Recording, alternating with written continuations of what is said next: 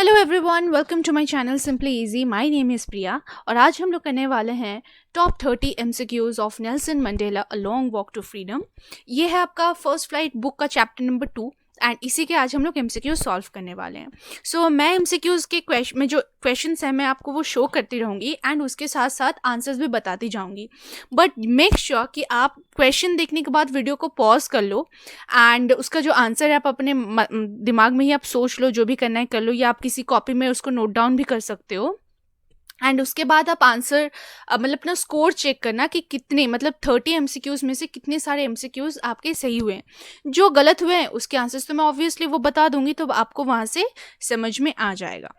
तो चलो हम लोग शुरू करते हैं। लेकिन शुरू करने से पहले एक चीज़ है बेटा, कि अगर वीडियो अच्छा लगे तो लाइक करना, और एक चीज़ है, सब्सक्राइब क्यों नहीं करते हो बाबा?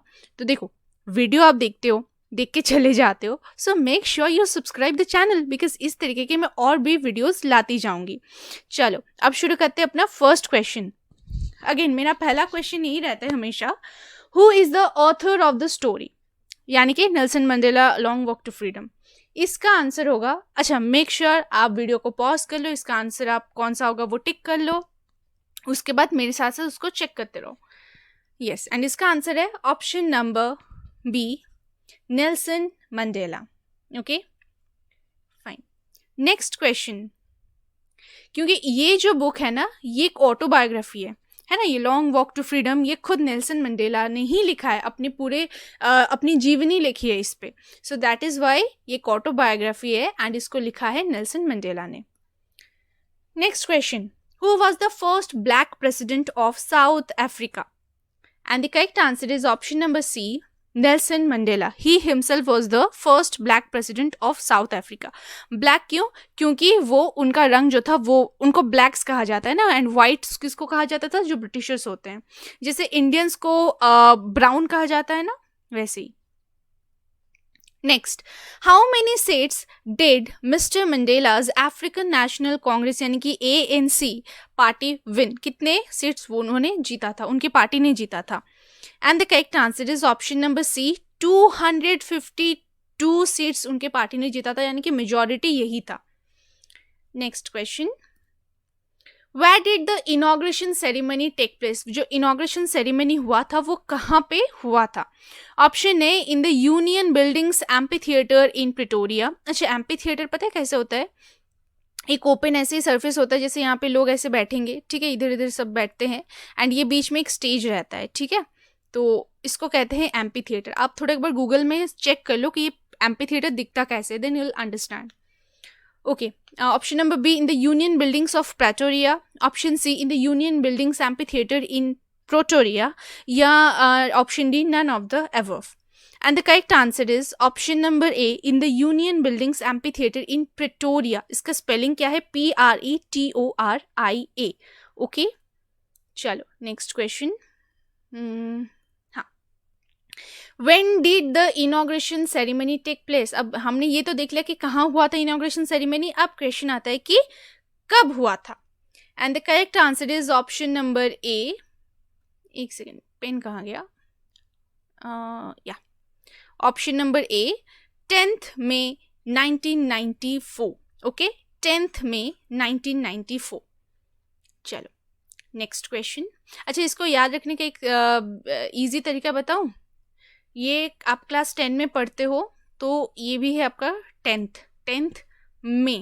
ओके चलो next, after decades of white supremacy, यानी कि वाइट्स की मतलब रूल चलती थी पहले, तो उनकी सुप्रीमेसी थी, तो बहुत सालों के बाद ये वाइट सुप्रीमेसी के बाद क्या हुआ? It was South Africa's first dash government. And the correct answer is option number D, democratic and non racial. Whites चले गए, इसके बाद अब जो साउथ अफ्रीका में जो गवर्नमेंट आने वाली है वो डेमोक्रेटिक यानी कि डेमोक्रेसी अब आने वाली है, मतलब आ गई थी तब, एंड नॉन रेशियल। रेशियल का मतलब क्या होता है? जो रेशियल डिस्क्रिमिनेशंस वगैरह होती है ना वाइट्स एंड ब्लैक्स के बीच में, वो होती है रेशियल, यहाँ पे बात की गई है। बट यहाँ पे क्या होने वाला है? नॉन रेशियल होगा। सो हमारा करेक्ट आंसर है democratic and non racial government. चलो नेक्स्ट क्वेश्चन अपना, who accompanied Nelson Mandela on that day यानी कि जब वो इनॉग्रेशन हुआ था, वो इनॉग्रेशन सेरेमनी वाले दिन की बात कर रहे हैं हम लोग. Okay, and here the correct answer is his daughter जनानी. ऑप्शन नंबर, अरे इस पेन को पता नहीं क्या हो जाता है. हाँ, एक सेकेंड बच्चा लोग. हाँ, option C, his daughter Zenani. चलो next question. Who was sworn in as second deputy president. ठीक है, सेकेंड डेप्यूटी प्रेसिडेंट के हिसाब से किसने भाई शपथ ग्रहण की? एंड हमारा करेक्ट आंसर है mister de clerk. Mister de clerk. ठीक है, यहाँ पे मिस्टर मतलब थाबो बेकी मत करना. ओके, चलो next. Who was sworn in as the first deputy president. यहाँ पे फर्स्ट डेप्यूटी प्रेसिडेंट कौन है? Thabo Mbeki. ओके, देखो इस वाले क्वेश्चन में क्या दिया है? Second deputy president. So second deputy president कौन थे? Mister de Klerk. But first deputy president कौन थे? Thabo Mbeki. Next question. Nelson Mandela pledge to dash and dash the constitution. तो जो कॉन्स्टिट्यूशन था, संविधान था, तो उसके साथ मतलब नेल्सन मंडेला ने क्या प्लेज किया था, क्या उन्होंने शपथ ली थी? And the correct answer is option number A, obey and uphold the constitution. यानी कि जो संविधान में जो लिखा है उसको बरकरार रखना. ठीक है, उसको ओबे करेंगे एंड अपहोल्ड करके रखेंगे, उसको बरकरार रखेंगे, यानी कि उसके अगेंस्ट कुछ नहीं करने वाले हैं. Okay, and next question. Nelson Mandela, एक second. Nelson Mandela help South Africa to get rid of dash policy. किस पॉलिसी से उन्होंने साउथ अफ्रीका को मुक्त करवाया? And the correct answer is option number A, apartheid. Okay, अब देखो ये अपार्थाइड का करेक्ट स्पेलिंग है. ये जो अपार्थाइड आप देख रहे हो, APRTHIED, ये इसका गलत स्पेलिंग है. सो हमारा करेक्ट स्पेलिंग क्या है? APARTHEID.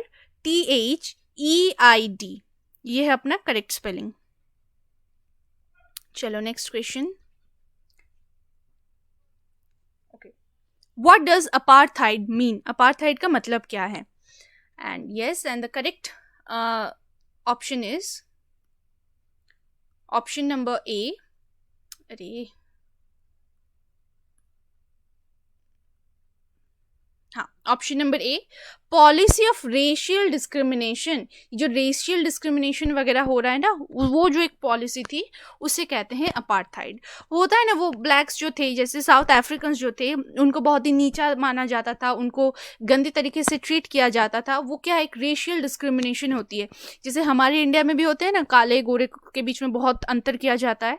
सेम ये, वैसे ये बोलने वाली बात है कि इंडिया में अब नहीं होता है, अभी भी इंडिया में होता है. ओके, अच्छा नेक्स्ट क्वेश्चन.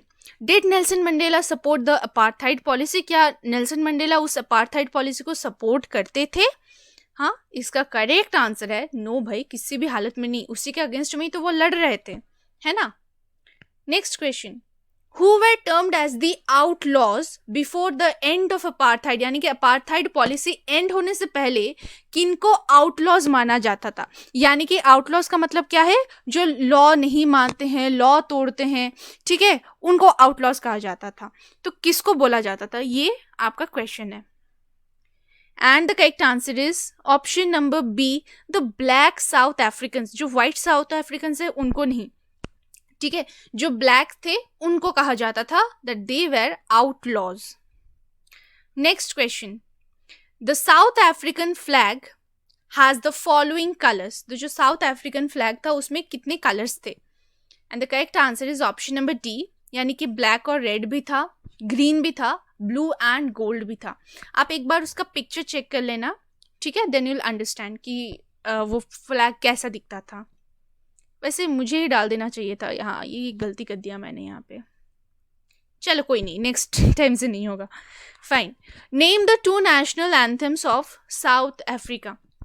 जो 2 नेशनल एंथम थे साउथ अफ्रीका के, उनके नाम बताओ. चलो रेडी? ओके फाइन, अब मैं इसका आंसर बता देती हूँ. इसका आंसर है option number C, Nkosi Sikelele Africa and Die Stem. ठीक है, Nkosi Sikelele Africa and Die Stem. वैसे इसका करेक्ट प्रोनाउंसिएशन तो मैं नहीं बता सकती हूँ, ये उनका अलग एक्सेंट होता है, अलग लैंग्वेज होता है. सो खैर हम लोग जितना हो सके उतना ही करेंगे. Next, the spectacular array of South African jets was a display of dash. अच्छा, ये array क्या होता है? जो V टाइप का होता है ना, देखना वो ऐसे जो जेट्स वगैरह जाते हैं, आप देखोगे तो इस तरीके से जेट्स जाते हैं ना, ऐसे धुआं वगैरह जो छोड़ते हैं इस तरीके से, राइट? हमारे इंडिपेंडेंस डे में भी होता है, रिपब्लिक डे में भी होता है, तो वो एक एरे होता है, राइट? ऐसे वी शेप में देखना, ये जाते हैं इधर इधर, सारे जेट्स होते हैं एंड ऐसे ये धुआं मतलब छोड़ते जाते हैं. देखना इधर होता है अपना ये ऑरेंज, इधर सैफरन होता है बेसिकली, इधर होता है अपना वाइट, फिर ग्रीन, राइट? हाँ, तो ये जो स्पेक्टेकुलर एरे था of south African jets, it was a display of what? And the correct answer is option number C, both A and B, यानी कि the pinpoint precision and military force. देखो, अगर एक भी जेट इधर उधर होता है तो अपना V शेप नहीं बनेगा, है कि नहीं? तो ये क्या, एक पूरा परफेक्शन चाहिए होता है, पिन पॉइंट प्रिसीशन चाहिए होता है, एंड मिलिट्री फोर्स का ये एक डिस्प्ले था. एंड इससे और भी एक चीज़ डिस्प्ले मतलब दिखा जाता है कि जो मिलिट्रीज जो थी उनकी लॉयल्टी क्या है डेमोक्रेसी के प्रति. ठीक है, तो ये दोनों के दोनों आंसर्स आर करेक्ट. So इसीलिए अपना both A and B is correct option. Next question. When did the people of South Africa started racial discrimination? ये question देखो क्या बोला गया कि जो साउथ अफ्रीकन जो लोग हैं तो उन्होंने ये racial discrimination करना कब से शुरू किया था? Option A, before the Anglo Boer war, last decade of the 20th century, after the Anglo Boer war, या नन ऑफ द अबव. अच्छा, ये एंग्लो का मतलब है जो ब्रिटिश, बोयर यानी कि जो साउथ अफ्रीकन है उनके लिए बोला गया है. सो ये जो एंग्लो बोयर वॉर हुआ था उसके पहले हुआ था या उसके बाद हुआ था या 20th सेंचुरी के लास्ट डिकेड में हुआ था, यानी कि अंतिम दशक के दौरान हुआ था, कौन सा हुआ था? And the correct answer is after, है ना, after the Anglo Boer war, उसके बाद ही हुआ था. Next, the decades of oppression and brutality had another unintended effect. What was that effect? यानी कि ये जो ऑपरेशन चल रहा था ना, ऑपरेशन यानी कि जो टॉर्चर वगैरह जो चल रहा था ब्लैक साउथ अफ्रीकन्स पे, ठीक है, एंड उनके ऊपर जो मतलब वाइल्ड तरीके से जो टॉर्चर कर रहे थे, उसका एक अलग ही इफेक्ट पड़ गया. तो वो इफेक्ट क्या था आपको ये बताना है. यस, एंड अपना करेक्ट आंसर है, अरे एक सेकेंड कहाँ चला गया,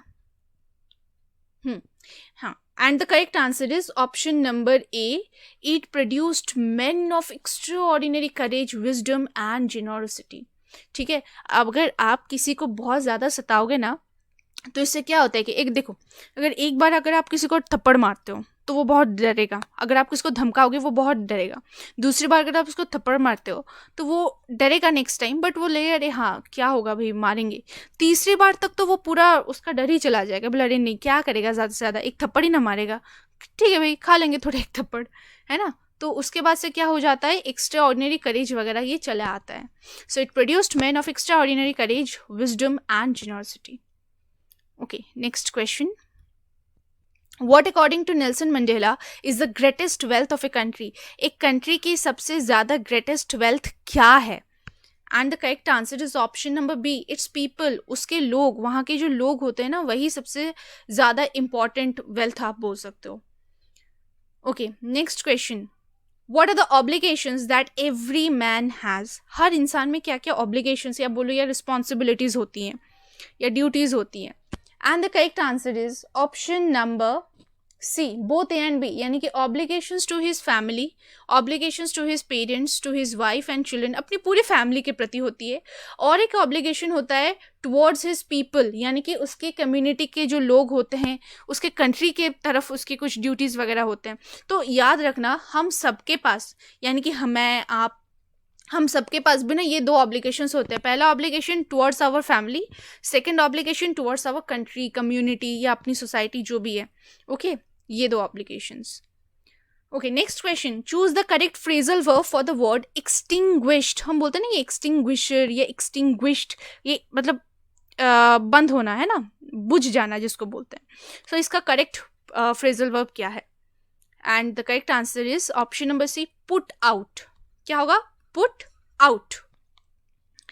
next, what was done with the man of colour. Man of colour का मतलब क्या है, जो ब्लैक है, ठीक है ना, उनके लिए बोला गया है. What was done with the man of colour who used to live like a human being and try to fulfil his duty towards his country. अगर कोई ब्लैक पर्सन यानी कि ब्लैक अफ्रीकन, अगर वो एक इंसान की तरह जीना चाहता है और अपनी कंट्री के प्रति अगर ड्यूटी फुलफिल करना चाहता है, तो उसके साथ क्या होता है. And the correct answer is option number C, both A and B. यानी कि he was ripped from his family and his home, यानी कि उसके फैमिली और घर से उसको दूर कर दिया जाता है. And he was punished and isolated, उसको एकदम अलग अकेला रख दिया जाता है एंड उसको पनिश भी किया जाता है. ये है. Next question, as long as he obeyed his father and abided by the customs of his tribe, he was dash. यानी कि यहाँ पे नेल्सन मंडेला की बात की गई है कि जब तक उन्होंने उनके पापा की बात मानी, जब तक उनके ट्राइब के कुछ कस्टम्स, कुछ कल्चर्स, कुछ रूल्स एंड रेगुलेशंस थे, उनको जब तक उन्होंने माना, तब तक क्या था, ये आपको बोलना है. Option A, loved and respected by others. Option B, not troubled by the laws of man or God. या option C, troubled by the laws of man or God. या option D, punished by God. And the correct answer is option B, not troubled by the laws of man or God. ठीक है ना. तो जो भगवान या जो इंसान के जो लॉज वगैरह जो भी हैं, उससे उसको कोई तकलीफ नहीं थी. बट जैसे ही वो उसके पापा के बात ना नहीं माना और उसके कंट्री के प्रति जो ड्यूटीज़ है वो फुलफिल करने जब लग गए, तब क्या था, तब he was troubled by the laws of man और गॉड्स. ठीक है, यानी कि ये उनके लॉज के खिलाफ था, ये बोला जाता था. ओके, अपना नेक्स्ट क्वेश्चन है. अरे पेन काम कर जाओ. हाँ, what was the name of the political party that he join to get freedom from the policy of apartheid. ये अपार्थाइड पॉलिसी से मुक्ति दिलाने के लिए उन्होंने कौन से पॉलिटिकल पार्टी में ज्वाइन किया था. And the correct answer is option number B, African National Congress. याद करो, हमने स्टार्टिंग में वही वाला क्वेश्चन किया था ना कि अफ्रीकन नेशनल कांग्रेस ने कितने सीट्स जीते थे, इजंट इट. हाँ. Next question number 26, the desire for the freedom of the people transform dash. यानी कि अपने लोगों को आज़ादी दिलाने की जो डिजायर है, उसने क्या ट्रांसफॉर्म कर दिया. Option A, a frightened young man into a bold one. यानी कि मतलब डरपोक इंसान को उसने साहसी बना दिया था इस डिजायर ने. या फिर drove a law abiding attorney to become a criminal. या जो लॉ मानता है, ठीक है ना, जो अटॉर्नी यहाँ पे बोला गया है, क्या, जो लॉ को मानता है, जैसे कि वकील हो गए, पुलिस हो गए, ठीक है, जो लॉज को मानते हैं, उसको क्रिमिनल बना दिया. Option C, a family loving husband को एक कैसा बना दिया, मैन विदाउट अ होम. या option number D, a loving life loving man to live like a monk. या जो इंसान मतलब जिंदगी से बहुत प्यार करता है, उसको एक मॉन्क की तरह जीना पड़ रहा है. ये option D, option E, all of the above. Yes, and the correct answer is option E, all of the above. ये सारे के सारे ये किस लिए चेंजेस होते हैं, ये फ्रीडम, जो जिसको फ्रीडम चाहिए होता है ना, उसकी इच्छा की वजह से एक डरता हुआ इंसान भी साहसी बन जाता है. जो इंसान लॉ को मानता है वो क्रिमिनल बन जाता है. ठीक है, क्योंकि इसको क्या चाहिए, वो प्रोटेस्ट करता है कि नहीं, वो उसको फ्रीडम चाहिए होता है. एंड जो जब कोई इंसान फ्रीडम मांगता है, तो कानून के हिसाब से वो क्या हो जाता है, वो क्रिमिनल बन जाता है. जैसे ब्रिटिश हम पे राज करते थे, तो जब हमारे रिवॉल्यूशनरीज जो भी थे, है ना, उनको ब्रिटिशर्स क्या बोलते थे, उनको पनिशमेंट देते थे, उनको एक प्रिजनर की तरह रख देते थे, है कि नहीं. तो सेम यहाँ पे भी वही होता था. चलो next question, a man who takes away another man's freedom is dash. जो इंसान दूसरे इंसान की फ्रीडम छीन लेता है, वो क्या है.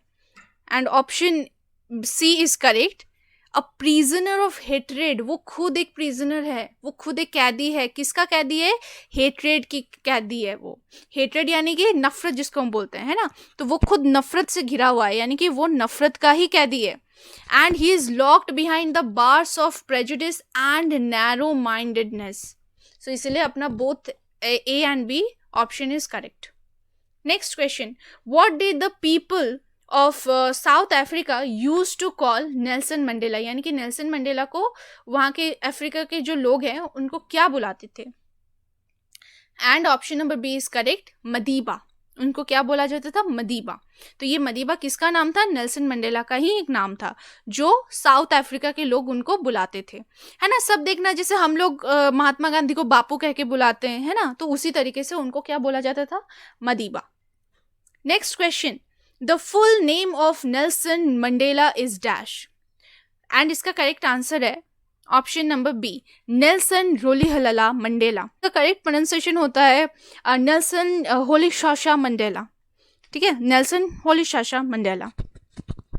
तो by the way I am not sure, इसका करेक्ट प्रोनाउंसिएशन मेरे मुंह से सच में नहीं निकलता है। अच्छा, ये कमेंट करके बताना कि क्या आप इसका करेक्ट प्रोनाउंसिएशन कर पाते हो, मतलब नेल्सन मंडेला जो है इनका पूरा नाम का आप करेक्ट प्रोनाउंसिएशन कर पाते हो? अगर हाँ तो ज़रूर कमेंट में लिखना। ओके फाइन, चलो नेक्स्ट लास्ट क्वेश्चन है अपना, who is known as the father of the nation in South Africa. South Africa में फादर ऑफ द नेशन किसको बोला जाता है? Yes, and correct answer is option number B, Nelson Mandela को ही बोला जाता है। So I hope guys you enjoyed today's session, and thank you for watching this video. Make sure you like this video, comment your score, and also share this video with all of your friends, and make sure that you subscribe to this channel, ठीक है। and जो घंटी आती है ना, घंटी, ठीक है ना, बेल आइकन जो आता है उसको भी क्लिक कर देना है, ताकि इस तरीके के वीडियोज आप मिस ना करो और सबसे पहले आप उसको देख लो। So bye bye everyone, thank you, take care all of you, see you in the next class, bye bye.